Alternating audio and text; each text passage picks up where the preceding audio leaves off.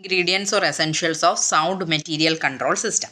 അപ്പം എന്തൊക്കെ ഇൻഗ്രീഡിയൻസ് ആണ് അല്ലെ എന്തൊക്കെ ആവശ്യമുള്ള സാധനങ്ങളാണ് നമുക്ക് നല്ലൊരു മെറ്റീരിയൽ കൺട്രോൾ സിസ്റ്റത്തിന് ആവശ്യമുള്ളത്? Organisation for material control. അപ്പോൾ മെറ്റീരിയൽ കൺട്രോളിന് ഒരു പ്രോപ്പർ കോർഡിനേഷൻ അല്ലെ ഒരു ഓർഗനൈസേഷൻ വേണം. അപ്പോൾ പ്രോപ്പർ കോർഡിനേഷൻ ആൻഡ് ഇൻറ്റേർണൽ ചെക്കിനെയാണ് നമുക്ക് ഓർഗനൈസേഷൻ എന്നുള്ള വേർഡ് കൊണ്ട് ഇവിടെ ഉദ്ദേശിക്കുന്നത്. പിന്നെ material planning, material purchasing and receiving, storage of material, issue of material, material accounting and reporting. അപ്പോൾ ഇത്രയും കാര്യങ്ങളാണ് നമ്മൾ ശ്രദ്ധിക്കേണ്ട ഇമ്പോർട്ടൻ്റ് ആയിട്ടുള്ള മെറ്റീരിയൽ കൺട്രോൾ സിസ്റ്റത്തിൽ ശ്രദ്ധിക്കേണ്ട കാര്യങ്ങൾ. Organisation for material control. Material കൺട്രോളിൽ ചെയ്യുമ്പോൾ പ്രോപ്പറായിട്ടുള്ള കോർഡിനേഷൻ വേണം, പ്രോപ്പറായിട്ടുള്ള ഇൻറ്റേർണൽ ചെക്ക് വേണം. എവിടെയൊക്കെ? സെയിൽസിൽ, production, purchase, receiving, testing and storage and issue function. അപ്പോൾ നമ്മൾ പ്രോഡക്റ്റ് സെയിൽ ചെയ്യുമ്പോഴത്തേക്കും, പ്രൊഡക്ഷൻ ചെയ്യുമ്പോൾ, അതേപോലെ പർച്ചേസ് ചെയ്യുമ്പോൾ, റിസീവ് ചെയ്യുമ്പോൾ, ടെസ്റ്റ് ചെയ്യുമ്പോൾ, സ്റ്റോർ ചെയ്യുമ്പോൾ, അതുപോലെ ഇഷ്യൂ ചെയ്യുമ്പോൾ. അപ്പോൾ ഇത്രയും കാര്യങ്ങൾ ചെയ്യുമ്പോൾ നമ്മൾ എന്ത് ചെയ്യുക? പ്രോപ്പർ കോർഡിനേഷനും ഇൻറ്റേർണൽ ചെക്ക് നമുക്ക് വേണം. ഇനി മെറ്റീരിയൽ പ്ലാനിങ്. മെറ്റീരിയൽ പ്ലാനിങ് എന്ന് വെച്ചാൽ material requirement should be determine in advance. Material requirement നമ്മൾ എന്ത് ചെയ്യണം? അഡ്വാൻസ് ആയിട്ട് നമ്മൾ ഡിറ്റർമിൻ ചെയ്ത് വെക്കണം. Though the adoption of perpetual inventory system, the quantity of material in hand and its value is always available.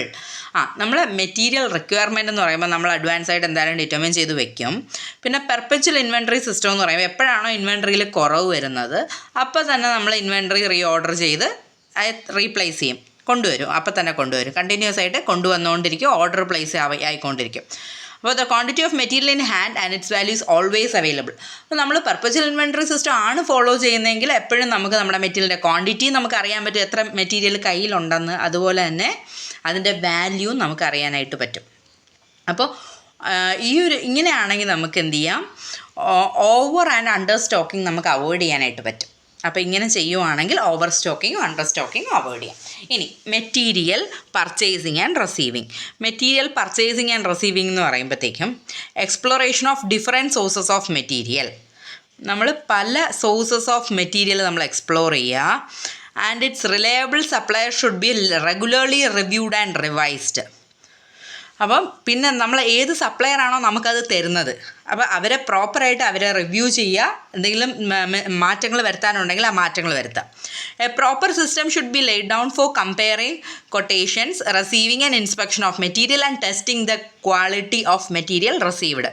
അപ്പോൾ നല്ലൊരു പ്രോപ്പർ സിസ്റ്റം നമുക്ക് വേണം.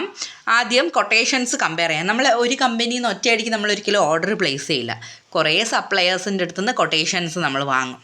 എന്നിട്ട് അവരുടെ അടുത്ത് നിന്ന് ഏറ്റവും കുറഞ്ഞ റേറ്റിൽ നല്ല ക്വാളിറ്റി പ്രോഡക്റ്റ് ആരാണോ തരുന്നത് അവരുടെ കയ്യിൽ നിന്നായിരിക്കും നമ്മൾ വാങ്ങാൻ പോകുന്നത്. പിന്നെ റിസീവ് ചെയ്യുമ്പോഴും ഇൻസ്പെക്ഷൻ്റെ ടൈമിലും, മെറ്റീരിയൽ റിസീവ് ചെയ്യുമ്പോഴും ഇൻസ്പെക്ഷൻ ചെയ്യുമ്പോഴും ടെസ്റ്റ് ചെയ്യുമ്പോഴും എല്ലാം നമ്മൾ അതെല്ലാം ശ്രദ്ധിച്ചുകൊണ്ടിരിക്കുക. ക്വാളിറ്റി, മെറ്റീരിയലിൻ്റെ ക്വാളിറ്റി, റിസീവ് ചെയ്യുന്ന മെറ്റീരിയലിൻ്റെ ക്വാളിറ്റി അത് നമ്മൾ ചെക്ക് ചെയ്യണം. അപ്പോൾ ഇത്രയും കാര്യങ്ങളാണ് മെറ്റീരിയൽ പർച്ചേസിങ് ആൻഡ് റിസീവിങ്ങിൽ നമ്മൾ നോക്കേണ്ടത്. പിന്നെ വരുന്നത് storage of material. Storage of material എന്ന് പറയുമ്പോഴത്തേക്കും location and layout of the store should be such that time and transportation cost involve in receiving the issue of material to the user is least. ഏറ്റവും കുറഞ്ഞ transportation cost, ഏറ്റവും കുറഞ്ഞ ടൈമിൽ നമുക്ക് നമ്മുടെ product കയ്യിൽ കിട്ടണം. അപ്പോൾ അങ്ങനെ ഒരു ലൊക്കേഷൻ ആയിരിക്കണം നമ്മളെ വെയർഹൗസിന് വേണ്ടിയിട്ട് തിരഞ്ഞെടുത്തിട്ടുണ്ടാവുക. It should facilitate strict control on the store by adopting perpetual inventory bin card system.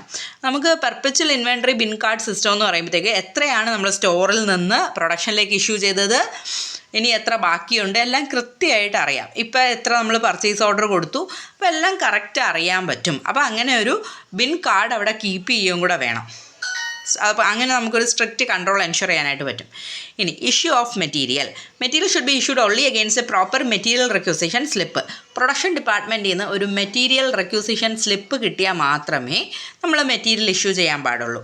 Surplus material if any should be return to the store department and direct transfer to surplus material from one job to another should be discouraged. അപ്പോൾ ശരിക്കും പറഞ്ഞാൽ ഒരു ഡിപ്പാർട്ട്മെൻറ്റിലേക്ക് നമ്മൾ issue ചെയ്ത മെറ്റീരിയലിൽ എന്തെങ്കിലും surplus ഉണ്ടെങ്കിൽ അത് നേരിട്ട് വേറൊരു ഡിപ്പാർട്ട്മെൻറ്റിലേക്ക് ഇഷ്യൂ ചെയ്യാൻ പാടില്ല. ആ ഡിപ്പാർട്ട്മെൻറ്റ് എന്ത് ചെയ്യണം? തിരിച്ചത് സ്റ്റോറിൽ കൊടുക്കണം. പിന്നെ സ്റ്റോറിൽ നിന്ന് വേണം ആ മെറ്റീരിയൽ അടുത്ത ഡിപ്പാർട്ട്മെൻറ്റിലേക്കോ അടുത്ത ജോബിലേക്കോ ഇഷ്യൂ ആയി പോകാൻ വേണ്ടി. ഒരിക്കലും ഒരു ഡിപ്പാർട്ട്മെൻറ്റിൽ സർപ്ലസ് വന്നിട്ട് നേരിട്ട് ആ ഒരു സർപ്ലസ് വേറൊരു ജോബിലോട്ടോ വേറൊരു ഡിപ്പാർട്ട്മെൻറ്റിലോട്ടോ ട്രാൻസ്ഫർ ചെയ്യാൻ പാടില്ല. പിന്നെ മെറ്റീരിയൽ അക്കൗണ്ടിങ് ആൻഡ് റിപ്പോർട്ടിംഗ്.